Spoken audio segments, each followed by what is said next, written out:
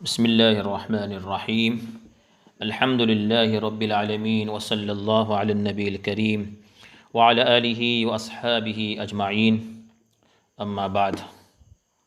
پڑھیے عبارت۔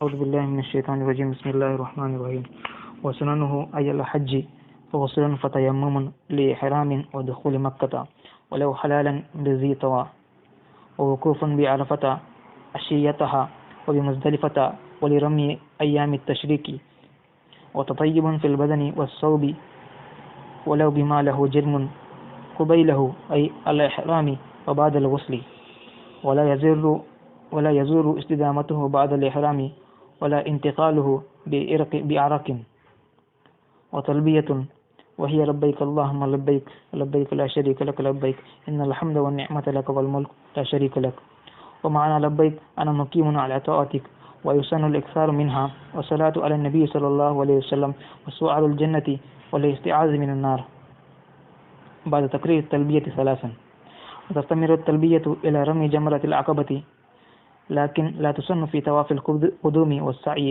بعده لورود أذكار خاصة فيهما وطواف قدوم لأنه تحية البيت وإنما يسن لحاج أو قارن دخل مكة قبل الوقوف ولا يفوت بالجلوس ولا بالتأخير نعم يفوت بالوقوف بعرفة ومبيت بمنى ليلة عرفة ووقوف بجمع المسمى الآن بالمشعر الحرام وهو جبل في آخر مزدلفة فيذكرون في وقوفهم ويدعون إلى الأسفار مستقبلين القبلة للاتباع وأذكار وأدعية مخصوصة بأوقات وأمكنة معينة وقد استوعبها الجلال السيوطي في وظائف اليوم والليلة فليطلبه. فائدة: يسن متأكدا زيارة قبر النبي صلى الله عليه وسلم ولو لغير حاج ومؤتمر لأحاديث وردت في فضلها وشرب ماء زمزم مستحب ولو لغيرهما وورد أنه أفضل المياه حتى من الكوثر.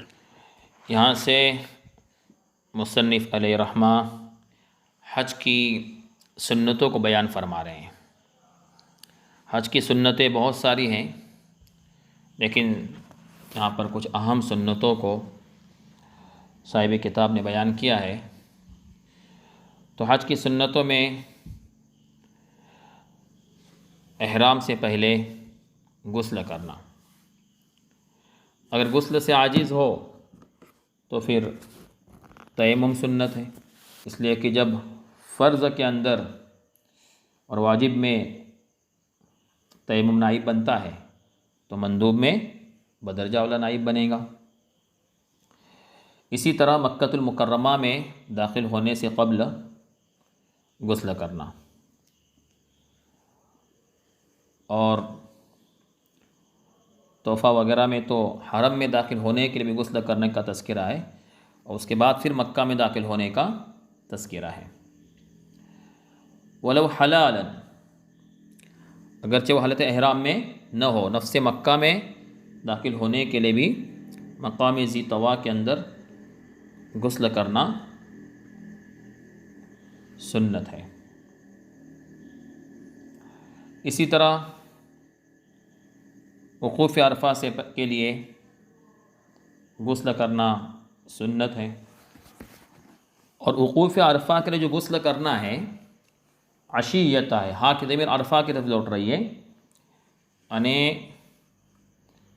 عرفہ کے اندر عرفہ کے دن زوال کے بعد مقام نمیرہ میں غسل کرنا ہے۔ عرفہ کے دن عرفہ کے لیے جو غسل کرنا ہے، عرفہ کے میدان میں داخل ہونے کے لیے جو غسل کرنا ہے وہ زوال کے بعد کرنا ہے، افضل یہ ہے۔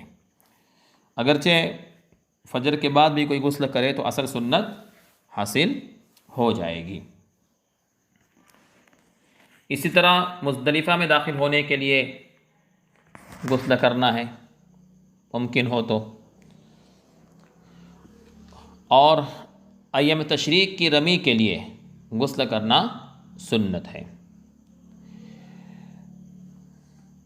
زوال سے پہلے ایام تشریق میں سے ہر دن رمی سے پہلے غسل کرنا سنت ہے، اگر زوال سے پہلے نہیں تو پھر زوال کے بعد۔ وتطیب البدن، اسی طرح حج کی سنتوں میں سے بدن کے اندر خوشبو لگانا ہے،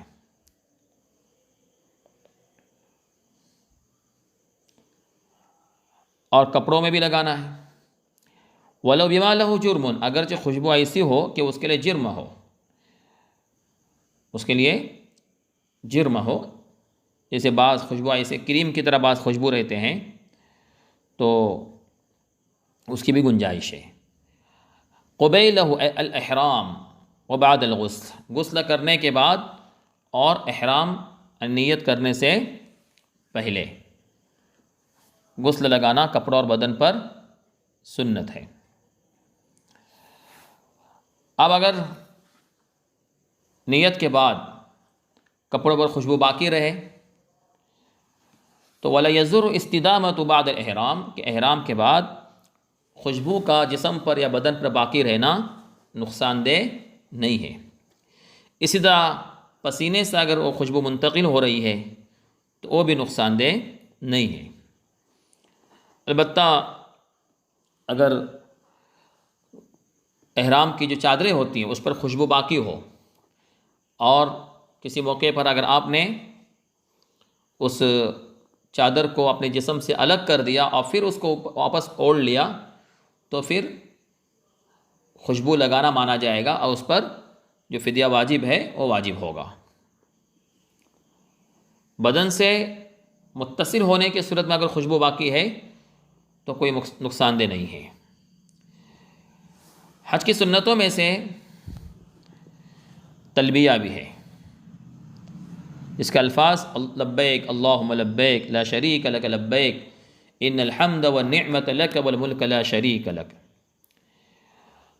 اے اللہ میں حاضر ہوں، لبیک کے معنی انا مقیم علی طاعتک، میں آپ کی اطاعت کے لیے حاضر ہوں، تیار ہوں، آپ کے علاوہ کوئی شریک نہیں، میں آپ کی اطاعت کے لیے حاضر ہوں، تمام تعریفیں اور تمام نعمتیں آپ کے لیے ہیں اور ساری پوری سلطنت آپ کے لیے ہے، آپ کا کوئی شریک نہیں۔ تلبیہ میں کثرت کرنا سنت ہے، اسی طرح نبی کریم صلی اللہ علیہ وسلم پر درود پڑھنا سنت ہے۔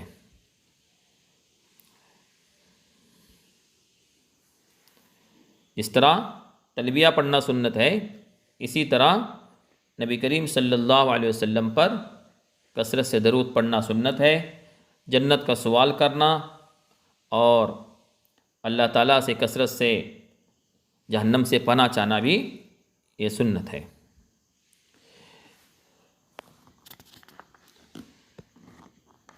لیکن سب سے پہلے 3 مرتبہ بعد تقریر تلبیت ثلاثا، 3 مرتبہ تلبیہ پڑھنے کے بعد پھر نبی اکرم صلی اللہ علیہ وسلم درود، جنت کا سوال اور جہنم سے پناہ مانگنا یہ سنت ہے۔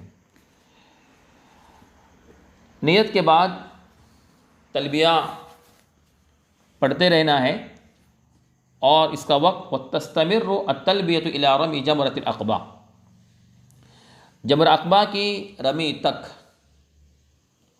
جمرہ عقبہ کی رمی تک تلبیہ پڑھنا مسنون ہے، یعنی گویا تلبیہ شروع کرنے کے بعد جمرہ عقبہ کی رمی تک اس کا وقت باقی رہتا ہے۔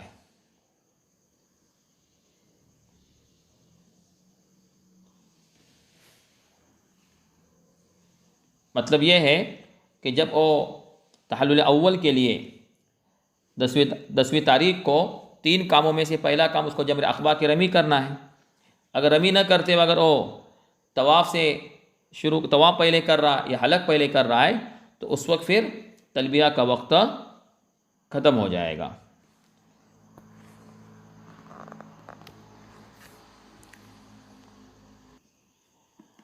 لیکن اگر کوئی حج افراد کر رہا ہے یا حج قران کر رہا ہے اور وہ طواف قدوم کر رہا ہے تو یہاں سے جانے کے بعد چونکہ طواف قدوم ہے حج سے پہلے، تو اس طواف قدوم کے اندر تلبیہ سنت نہیں ہے، یا پھر طواف قدوم کے بعد فوراً وہ سعی کر رہا ہے تو اس کے بعد بھی یہ تلبیہ جو ہے سنت نہیں ہے،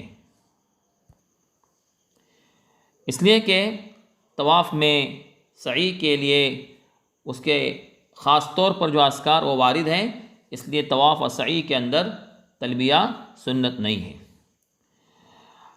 حج کی سنتوں میں سے ایک سنت طواف قدوم ہے۔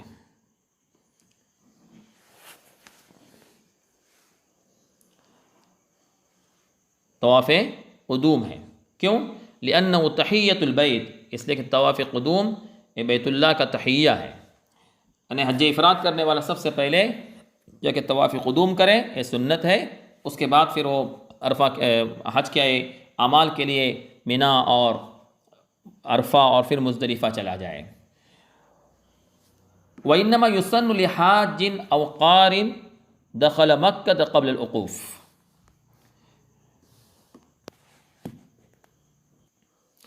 طواف قدوم حج کرنے والے کے لیے، صرف حج کرنے والے کے لیے، حج افراد کرنے والے کے لیے، اسی طرح حج قران کرنے والے کے لیے سنت ہے۔ یہ اس وقت ہے جب کہ وہ وقوف عرفہ سے پہلے مکہ میں داخل ہو گیا ہو، یا وقوف عرفہ کے بعد مکہ میں آیا لیکن نصف لیل سے پہلے آیا، یوم النحر کی جو رات ہے اس رات کے نصف اول میں آیا، اس لیے کہ نصف ثانی کے اندر طواف افاضہ کا وقت شروع ہوتا ہے، پھر تو وقوف عرفہ کے بعد رات کے اندر نصف لیل سے پہلے آ گیا تو اس وقت بھی وہ طواف قدوم کر سکتا ہے۔ طواف قدوم بیٹھنے کی وجہ سے فوت نہیں ہوتا ہے، مسجد کے اندر کوئی بیٹھ جائے تو اس کے طواف قدوم فوت نہیں ہوتا ہے، جیسے کہ تحیۃ المسجد بیٹھنے کی وجہ سے فوت ہو جاتی ہے۔ ولا بالتاخیر، اسی طرح طواف قدوم مکہ میں داخل ہونے کے بعد فوراً نہ کرے، تاخیر ہو جائے تو اس صورت میں بھی طواف قدوم کا وقت فوت نہیں ہوتا۔ نعم یفوت بالوقوف بعرفہ، البتہ وقوف عرفہ کے ذریعے طواف قدوم کا وقت فوت ہو جاتا ہے جبکہ وہ نصف اللیل کے بعد مکہ میں داخل ہو جائے، اس سے پہلے ہو تو نہیں، نصف لیل کے بعد مکہ میں داخل ہو جائے تو پھر اس کے لیے طواف قدوم سنت نہیں ہے۔ حج کی سنتوں میں ایک یہ بھی سنت ہے کہ عرفہ کی رات مینا میں گزارنا، 9 تاریخ کو عرفہ کے میدان میں جانا ہے تو اس سے پہلے والی رات جو ہے 8 تاریخ گزرنے کے بعد، اس کو یوم الترویہ کہتے ہیں، 9 سے پہلے کی جو رات ہے، 9ویں تاریخ کی رات، اس رات کو مینا میں گزارنا یہ سنت ہے۔ اسی طرح مزدلفہ کے اندر مشعر حرام وہاں پر ٹھہرنا یہ بھی سنت ہے۔ ویسے عبارت میں جو ہے وہ وقوفی بجمع، جمع پورے مزدلفہ پر اس کا اطلاق ہوتا ہے، اس لیے کہ وہاں پر پورے لوگ جمع ہوتے ہیں، تو شارح کی تحقیق کے مطابق بہتر یہ تھا کہ یہاں پر جمع اور المسمى الآن کو حذف کر کے سیدھے یہ عبارت ہو جاتی ووقوف بالمشعر الحرام، جو اصل سنت ہے، یہاں پر رکنا سنت ہے۔ مشعر حرام سے کیا مراد ہے؟ وَهُوَ جَبَلٌ فِي آخِرِ مزدلفہ، مزدلفہ کے بالکل اخیر میں ایک پہاڑ، فَيَذْكُرُونَ فِي وُقُوفِهِمْ، یہ لوگ وہاں پر رک کر اللہ کا ذکر کریں گے، وَيَدْعُونَ إِلَى الْإِسْفَارِ مُسْتَقْبِلِينَ الْقِبْلَةَ، اور اچھی طرح روشنی ہونے تک، اسفار تک وہاں پر قبلہ رو ہو کر اللہ سے دعائیں مانگیں گے۔ آج وہاں پر مسجد مشعر حرام ہے، جو یہاں پر پہاڑ تھا وہاں پر اس وقت مسجد ہے، اور وہاں پر لوگ اس سنت کو ادا کرتے ہیں، مسجد المشعر الحرام ہے وہاں پر۔ اور یہ سنت اور یہ عمل حضور صلی اللہ علیہ وسلم کی اتباع میں کرنا ہے، تو وہاں پر رکنا ہے اور دعائیں کرنا ہے۔ دعاؤں کے اندر اللہ اکبر 3 مرتبہ، اس طرح پھر لا الہ الا اللہ اللہ اکبر وللہ الحمد۔ اس کے ساتھ یہ دعا اللہم کما اوقفتنا فیہ وأریتنا ایاہ فوفقنا لذکرک کما ہدیتنا واغفر لنا وارحمنا کما وعدتنا بقولک وقولک الحق۔ پھر ان آیات کی تلاوت کرنا، فإذا قضیتم من عرفات فاذکروا اللہ عند المشعر الحرام وَاذْكُرُوهُ كَمَا هَدَاكُمْ۔ تو چونکہ یہاں عند المشعر الحرام کا تذکرہ اس آیت میں، تو وَاذْكُرُوهُ كَمَا هَدَاكُمْ وَإِن كُنتُم مِّن قَبْلِهِ لَمِنَ الضَّالِّينَ ثُمَّ أَفِيضُوا مِنْ حَيْثُ أَفَاضَ النَّاسُ وَاسْتَغْفِرُوا اللَّهَ إِنَّ اللَّهَ غَفُورٌ رَحِيمٌ۔ اور پھر ربنا آتنا فی الدنیا حسنہ وفی الآخرۃ حسنۃ وقنا عذاب النار، ان آیات کی یہاں پر تلاوت کرنا ہے۔ اسی طرح حج کی سنتوں میں وَأَذْكَارٌ وَأَدْعِيَّةٌ مَخْصُوصَةٌ بِأَوْقَاتٍ وَأَمْكِنَةٍ مُعَيَّنَةٍ، اذکار اور مخصوص دعائیں جو مخصوص اوقات میں اور مخصوص جگہوں پر پڑھنی ہے، ان دعاؤں کو پڑھنا یہ بھی سنت ہے۔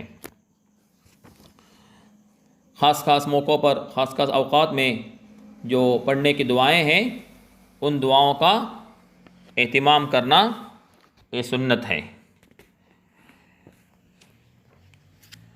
ان دعاؤں کو امام جلال الدین سیوطی رحمۃ اللہ علیہ نے وظائف الیوم واللیلہ کے اندر جمع فرمایا ہے۔ فلیطلبہ، وہاں سے آپ تلاش کیجئے، وہاں سے اس کو حاصل کیجئے۔ فائدۃ یسن متأکدا زیارت قبر النبی صلی اللہ علیہ وسلم، نبی اکرم صلی اللہ علیہ وسلم کی قبر کی زیارت ایک مستقل سنت ہے، اس لیے کہ ولو لغیر حاج و معتمر، اگرچہ وہ حج کرنے والا نہ ہو، عمرہ کرنے والا نہ ہو، تب بھی اس کے لیے نبی اکرم صلی اللہ علیہ وسلم کی قبر کی زیارت ایک مستقل سنت عمل ہے۔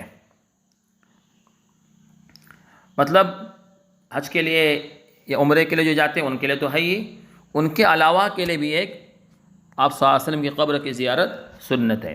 لأحادیث وردت فی فضلها، ان احادیث کی وجہ سے جو قبر کی زیارت کی فضیلت میں وارد ہوئے ہیں۔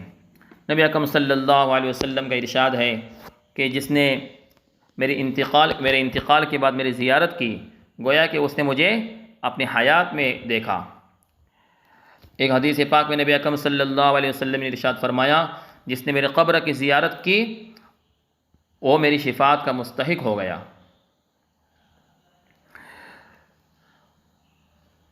اسی طرح آپ صلی اللہ علیہ وسلم نے فرمایا کہ جو میری زیارت کے لیے آئے اور اس کے حاجت یعنی اس کا مقصد اس کے علاوہ کوئی نہ ہو سوائے میری زیارت کا، تو اللہ تعالیٰ پر یہ واجب ہے کہ میں اس کے لیے قیامت کے دن اس کی سفارش کرنے والا ہو جاؤں۔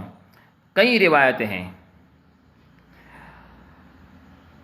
تو آپ صلی اللہ علیہ وسلم کی قبر کی زیارت کرنا، درود و سلام وہاں پر پیش کرنا، یہ مستقل سنت ہے۔ اسی طرح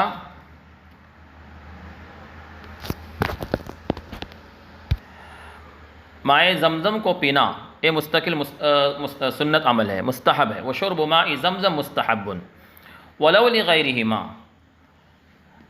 اگرچہ حج عمرہ کرنے والے کے علاوہ کے لیے، یعنی جس طرح حج اور عمرہ کرنے والے کے لیے زمزم کا پانی پینا سنت ہے، اسی طرح مطلقاً زمزم کا پانی پینا سنت ہے۔